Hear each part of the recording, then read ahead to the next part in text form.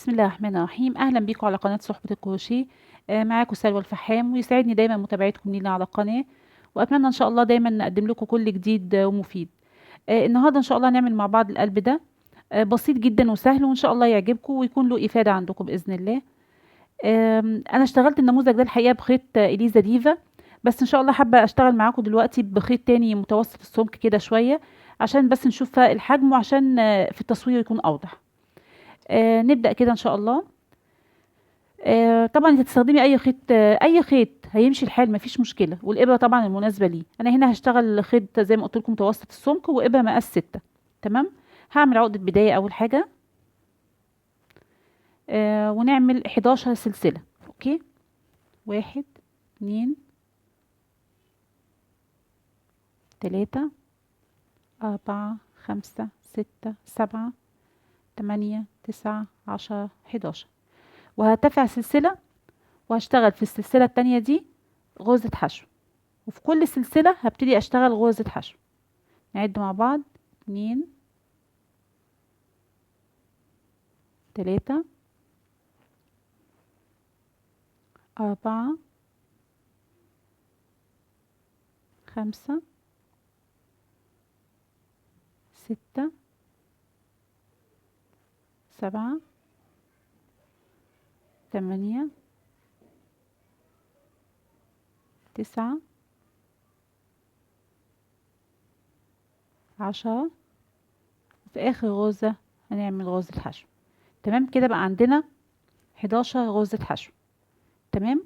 طيب، السطر التاني هرتفع سلسلة، هلف الشغل بتاعي في نفس الغرزة اللي ارتفعت منها، هعمل غرزة حشو. ونعد عشان ما ننساش حاجة يا جماعة: 1 2 3 4 5 6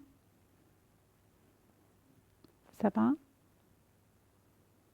8 9 10. واخر غرزة اهي 11. تمام. هلف الشغل بتاعي وارتفع سلسلة في نفس الغرزة اللي ارتفعت منها، هشتغل غرزة حشو. 1 2 3. وهكذا بقى السطر كله، بس ارجوكم تخلوا بالكم من اول غرزة واخر غرزة. تمام، اول غرزة واخر غرزة عشان خاطر ما ننساهمش والعدد ما يبقاش مظبوط. احنا كده عملنا سطرين فوق كل غرزة حشو غرزة حشو. هنعمل كمان 9 سطور، يعني الاجمالي بتاعهم هيبقى 11 سطر. تمام. هكمل 11 سطر ونرجع نكمل باذن الله القلب بتاعنا. كده انا خلصت 11 سطر غرزة حشو فوق كل غرزة، فالشكل يبقى مربع بالشكل ده. هنعمل ايه دلوقتي؟ هنعمل سلسلة. اوكي. طيب، هنشوف المنتصف فين في الضلع ده. هنلاقيه تقريبا كده، هنلاقيه هنا كده تقريبا. اوكي. هنعمل ايه؟ هنعمل 10 عواميد ب3 لفات بين كل عمود وعمود سلسلة. اوكي. يبقى احنا كده الاول عملنا السلسلة هنا كده، وبعدين هنلف الخيط على الإبرة 3 مرات، وهندخل هنا في منتصف الضلع ده كده ونعمل عمود ب3 لفات. نقفل أول لفتين، تاني لفتين، تالت لفتين، رابع لفتين. تمام. وبعدين هعمل سلسلة وهعمل تاني عمود ب3 لفات في نفس المكان. اقفل لفتين ولفتين ولفتين ولفتين. هعمل سلسلة، اعمل تالت عمود ب3 لفات في نفس المكان.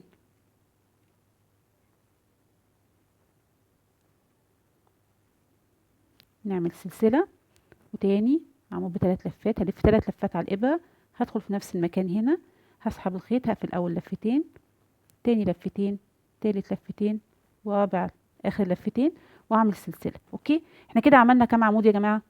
1 2 3 4. أوكي. هعمل كمان 6 ونرجع نكمل إن شاء الله. كده عملنا 10 عواميد ب3 لفات بين كل عمود وعمود سلسلة زي ما اتفقنا. نعد كده 2 4 6 8 10. اوكي. هنعمل ايه دلوقتي؟ هنقفل بغرزة منزلقة هنا كده في اول الضلع التاني. تمام. وبعدين نعمل سلسلة، وهنشوف المنتصف فين في الضلع ده. هما 11 سلسلة، فهيبقى في الستة 1 2 3 4 5، يبقى هو ده كده النص. اوكي. هلف 3 لفات على الإبرة، وهعمل نفس الحكاية برضو. 10 عواميد، العمود ب3 لفات، بين كل عمود والتاني سلسلة. اوكي، نعمل كده، نقفل اول لفتين، معلش نعيد تاني. هنلف 3 لفات على الابرة، ندخل في المنتصف هنا، نسحب الخيط، نلف اول لفتين نقفلها، ونقفل تاني لفتين، وتالت لفتين، واخر لفتين، ونعمل سلسلة، ونلف 3 لفات في نفس المكان، اعمل عمود تاني ب3 لفات، بعدين اعمل سلسلة، تالت عمود ب3 لفات،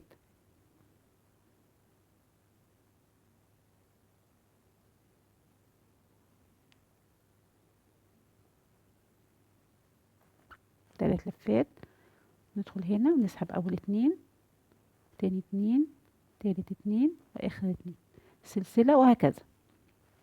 احنا كده عملنا 3.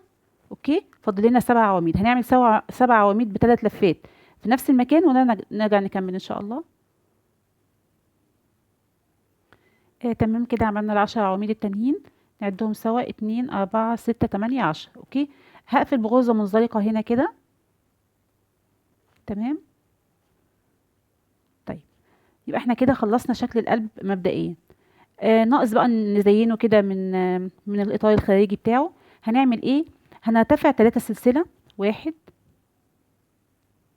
2 3، وكمان سلسلة. اوكي، وهنسيب غرزة، وفي الغرزة اللي بعدها هنشتغل عمود. ال3 سلسلة اللي انا ارتفعتهم دول انا هعتبرهم اول عمود، وبعدين بين العمود ده والعمود ده في سلسلة. اوكي، فانا عملت كده عمود، هعمل سلسلة، وهسيب غرزة واشتغل عمود، واعمل سلسلة، وهسيب غرزة واشتغل عمود، بعدين سلسلة، وهكذا. هنسيب الغرزة اللي تحت دي والغرزة اللي بعدها نشتغل عمود، سلسلة، هسيب الغرزة دي والغرزة اللي بعدها هشتغل عمود، وبعدين هعمل سلسلة، وفي الغرزة دي هنبتدي نشتغل عمود،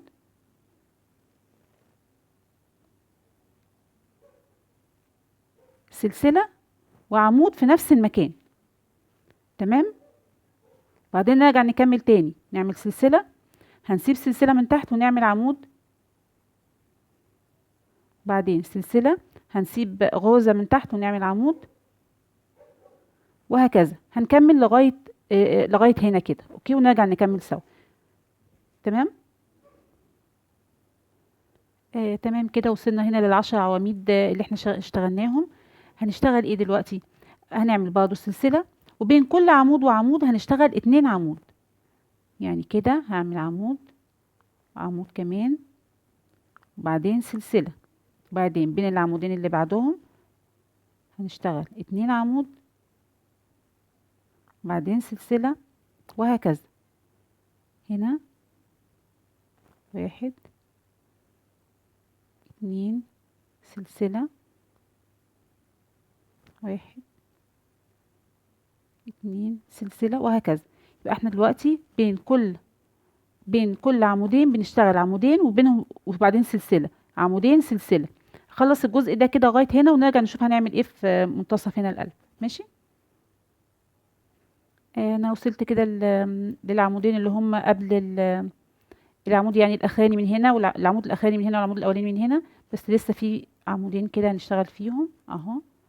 قلنا ان احنا بنشتغل عمودين، وبعدين بنعمل سلسلة. تمام، طيب، العمود بقى ده الاخراني ده هنا، والاولاني هنا، هنعمل ايه؟ هنشتغل كده هنا عمود، وهنقفل قفلة واحدة بس، وبعدين نشتغل هنا كده عمود ونقفل قفلة واحدة بس، وبعدين نقفل ال3 لفات على الابرة مرة واحدة. اوكي، بالشكل ده. تمام، وبعدين نعمل سلسلة، ونرجع نشتغل طبيعي تاني زي ما كنا بنعمل. بين كل عمودين هنشتغل عمودين، 1 2 سلسلة. اوكي، 1 2 سلسلة، وهكذا. هنكمل تاني. احنا بس هنا عملنا كده ليه؟ عشان خاطر يبقى يديني الشكل ده. اوكي، نكمل لغاية ما نوصل هنا، ونرجع نكمل ان شاء الله. كده وصلنا لأول 3 سلاسل كنا عاملينهم. هنقفل بغرزة منزلقة في السلسلة رقم 3. كده خلصنا السطر ده. تمام، طيب، هنعمل ايه دلوقتي؟ هنعمل منزلقة جوه الفراغ ده، وبعدين نرتفع 3 سلسلة، 2 3، ونعمل منزلقة في الفراغ اللي بعديه. اوكي، بعدين 3 سلسلة، 1 2 3، وهنا نعمل منزلقة، وهكذا نرتفع 3 سلسلة، 1 2 3، وفي الفراغ التالي على طول هنعمل غرزة منزلقة، 1 2 3، 1 2 3. هنا بقى هنعمل كده غرزة منزلقة، وبعدين نرتفع 3 سلسلة كمان، وفي نفس المكان تاني، وفي نفس المكان هنعمل غرزة منزلقة برضه. تمام، وبعدين 3 سلسلة في الفراغ اللي بعديها غرزة منزلقة، 1 2 3. هنا بس عملنا كده ليه؟ عشان يدينا الشكل ده، شكل التمانية او السبعة بالشكل ده. اوكي، طيب نكمل. 3 سلسلة، 1 2 3، بعدين غرزة منزلقة في الفراغ اللي بعده.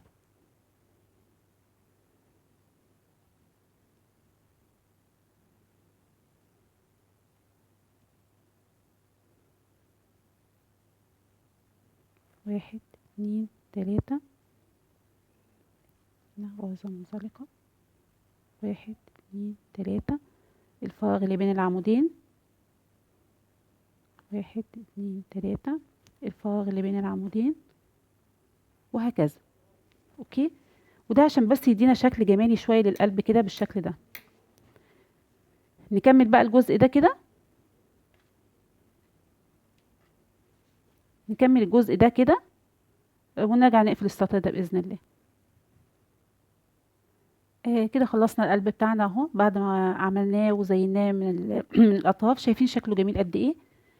وطبعا الفرق واضح بين القلب اللي انا شغالاه ده اللي هو الصغير ده بإليزا ديفا الحقيقة، وبين القلب الكبير ده اللي انا شغالاه بخيط متوسط سمك. شايفين الفرق قد ايه؟ يعني قلب جوه قلب الحقيقة. فالفرق بيبقى واضح لما بتستخدمي خيط رفيع او خيط سميك شويه، وطبعا لو خيط اسمك من كده هيطلع القلب اكبر من كده. فاتمنى ان شاء الله يكون عجبكم. طبعا هننضف خيط النهايه دوت، وزي ما عملنا قبل كده في القلب المجسم، ممكن تعملي جزء تاني بنفس الشكل ده، وتشبكيهم مع بعض. بس طبعا هتغلفيهم بقى بقماش مثلا ستان او قماش يكون ظريف كده بنفس اللون، لان هو بس فراغاته اكتر شويه، وتحشيه برضه فايبر، هيبقى ممتاز وهيبقى شكله جميل جدا جدا جدا. يعني مثلا لو عندنا كده، انا عامله كنت قلب تاني بنفس الطريقه، لو اتحطوا كده وتشبكوا هيبقى ظريف جدا جدا. اتمنى ان شاء الله يكون عجبكم، واتمنى شرحي يكون عجبكم ويفيدكم باذن الله، وتنفذوه وتوريهولي باذن الله على الجروب. شكرا، ونتقابل على خير في فيديوهات جايه كتير، والسلام عليكم ورحمه الله وبركاته.